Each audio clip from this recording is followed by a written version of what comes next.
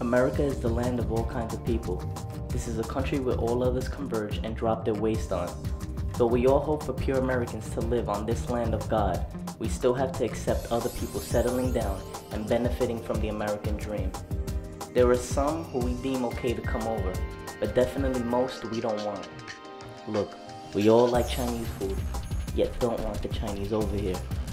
But enough with the bigotry, because even though we live in an unwelcome melting pot, there have been some people who have inspired significant moments in our great history, and the Vagos are not them. The Vagos are a Mexican-American gang full of brutal murderers. Vagos in Spanish means lazy, yet that is far from what they are. The Vagos are the hardest working gang. Maybe it comes from their Mexican heritage.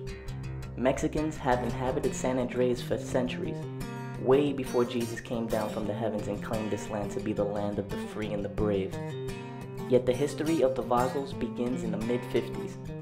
Mexican farmers and migrant workers around Flint County created a group somewhat like a union, satirically calling themselves Los Vagos. It was in protest to the unfair living and working conditions farmers had to abide by.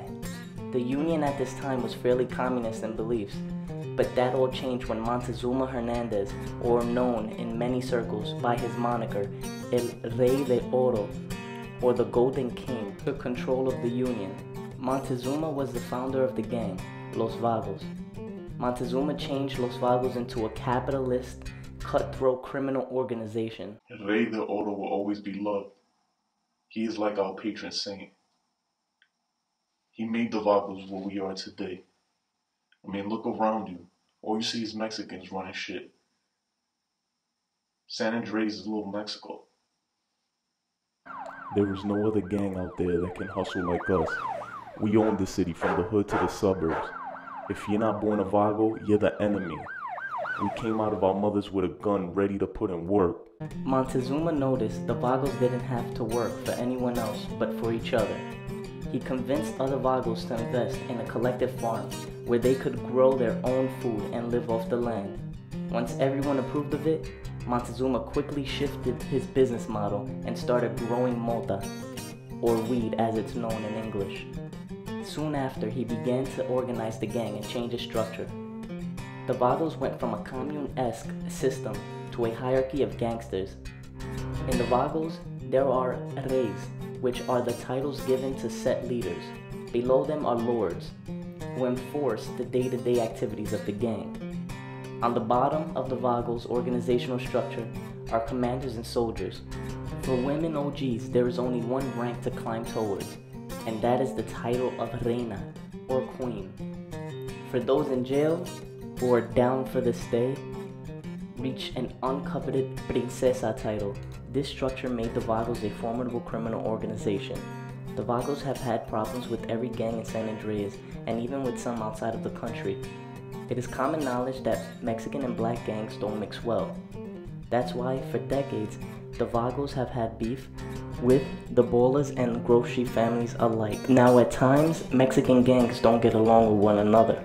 Varios Los Aztecas was once a northern Mexican-American gang from San Fierro that worked closely with San Fierro Rifa, another northern Mexican-American gang. But conflicts of interest led both northern Mexican-American gangs to beef. Varios Los Aztecas left San Fierro and settled south in Los Santos, Los Vagos territory. Los Vagos took the move as disrespect and set out to kill every member of the gang.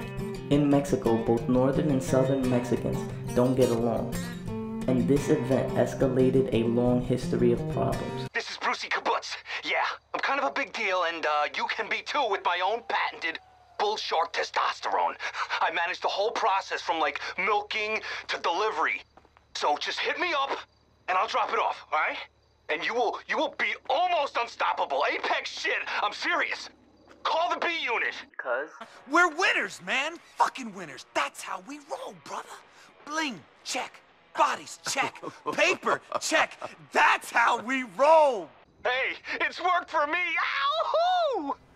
Northern Mexicans live near the border, so they specialized in transporting anything illegal you can think of, from coke to people. The Mexicans from the south were the ones who grew the drugs. There was more money being made from muling the drugs than from growing them. Northerners made a lot of feria, so the southern Mexicans then opened up their own trade system, and that's what started this long beef. Los Vagos have always been distributors of the best cocaine in San Andreas. They also have the best meth. Because of this, other gangs constantly attempt to slow their business down, but it is a fool's task. Los Vagos are the largest gang in America, with over 22,000 gang members in San Andreas alone. Understanding the possible outcome of going head-to-head with Los Vagos, Varios Los Aztecas set a plan in motion that would make them an equal to Los Vagos, or pretty much any criminal organization around the world. Varios Los Aztecas partnered up with the Chinga Tu Madre cartel. This gave them a strong ally. Los Vagos saw this move and copied it. Partnering with rival cartels protected both gangs from annihilation, as well as made them lots of money. This meant the door for greed was opened. To avoid a constant civil war between every set of Los Vagos, a change in tactics of leadership was needed. Montezuma, being a smart man, knew what that change would be. Before partnering with a cartel, Los Vagos built themselves on respect and honor.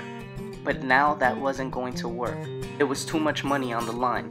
Therefore, in these times, one rules with fear, and that's what Montezuma did.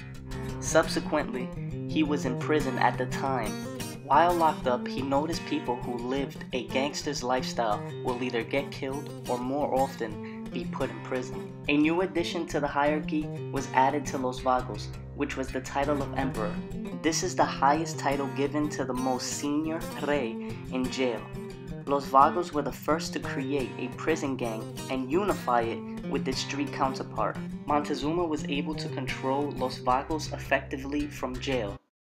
El Rey de Oro's plan worked, cause ay me pique el culo. You could try to disrespect Los Vagos from the outside, and you might get away with it.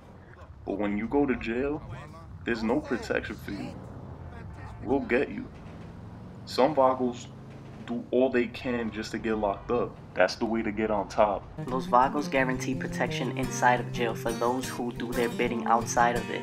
This is what makes them the most deadly gang in San Andreas. It might be strange to view a street gang as cutting edge, but Los Vagos defined, then redefined the concept of gangs. Women were more than a vessel with 3 holes and 2 hands to Los Vagos. They saw women as killers. Los Vagos accepted women into the gang, which not only strengthened them, but also made them more feared. Los Vagos entendían que cualquier persona podía disparar, mujer o niño. En esta vida, una mujer puede ser más peligrosa que un hombre porque tiene más que probar. Empezamos cortando gente y ligeramente a matar. No jugamos, no chingamos, vagos por vida. Today, the Vagos have the most control. Then comes the Ballers, and finally Grove.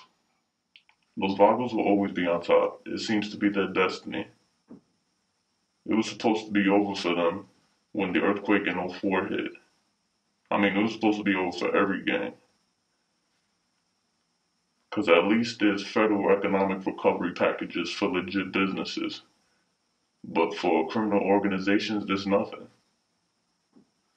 Yeah, Los Vagos regrouped and recovered faster than any other gang in San Andreas. I guess it helps to work with cartels. Today, Los Vagos still have strong rivals, but gangs like San Fierro Rifa and Varios Los Aztecas either don't exist or have found another home other than San Andreas. Los Vagos continue to outlive their rivals, and if anything good could be said about them, is that they have great leadership and a sturdy foundation. Montezuma is long gone, yet his genius is still present. So if you're wondering how Los Vagos continue to grow in 2015, when gang culture is not as prevalent in mainstream society, well, I have one word: religion. We've got God on our side, and soon all our enemies will vanish.